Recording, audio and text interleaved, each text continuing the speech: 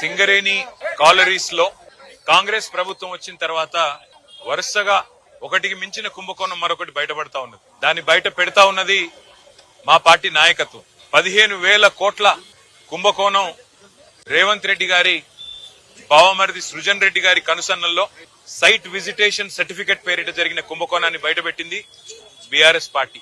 అట్లాగే సోలార్ టెండర్ల విషయంలో మరి ఏ రకంగా అక్రమంగా 100 కోట్ల కుంభకోణం జరిగిందో బయటపెట్టింది మా నాయకుడు హరీష్ రావు గారు. అట్లాగే నైని బొగ్గు టెండర్ విషయంలో వాళ్లకు మంత్రులకు ముఖ్యమంత్రికి వాటాలు కుదరక మంత్రులకు ఉప ముఖ్యమంత్రికి ముఖ్యమంత్రులకు అల్టిమేట్ గా మీడియాలో పనిచేసే జర్నలిస్టులను అరెస్ట్ చేసే కాడికి పోయిన విషయం కూడా మనకు తెలిసిందే. అట్లాగే ఆ నైని బొగ్గు టెండర్ ను కూడా రద్దు చేసిన విషయం కూడా మనకు తెలిసిందే. మొన్న మా పార్టీ అనుబంధ సంస్థగా ఉన్న తెలంగాణ బొగ్గు గని కార్మిక సంఘం మా పార్టీ కేంద్ర కార్యాలయం తెలంగాణ భవన్ లో ఒక సమావేశం పెట్టుకుంటే అందులో అన్ని విషయాలు ప్రస్తావనకు వచ్చినాయి.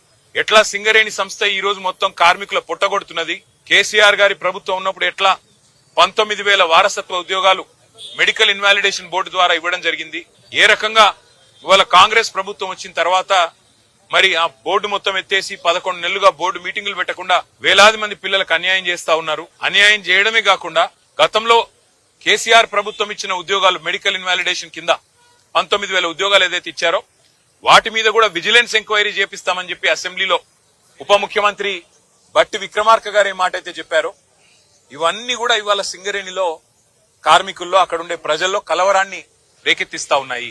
అదే సమావేశంలో మా సోదరుడు మాజీ ఎంపీ ఆ పెద్దపల్లి పార్లమెంట్ కి అట్లాగే మాజీ ఎమ్మెల్యే చెన్నూరు సోదరుడు బాల్కా సుమన్ గారు కార్మికుల ఆవేశాన్ని కార్మికుల యొక్క ఆక్రోశాన్ని దృష్టిలో పెట్టుకుని మరి మాట్లాడిన విషయం మీకు తెలుసు. ఇవాళ ఈ ప్రభుత్వానికి ఎజెండా ఒకటే, అసలు విషయం మరుగున పడడానికి, అసలు విషయాన్ని బయటికి రాకుండా చేయడానికి, సింగరేణిలో జరుగుతున్న కుంభకోణాలను బయటికి రాకుండా ప్రజల దృష్టికి రాకుండా చేసేందుకు విషయాన్నంతా గోల్ తిప్పి సుమన్ ఏదో అన్నాడు అని చెప్పి ఇలా లోపల పెట్టే ప్రయత్నం చేసినారు.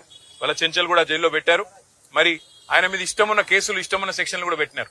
చివరికి మెజిస్ట్రేట్ గారు కూడా మందలించి పీడీపీపీ ఎట్లా పెడతారు మీరని చెప్పి తీసేసిన పరిస్థితి మనం చూస్తా ఉన్నాం.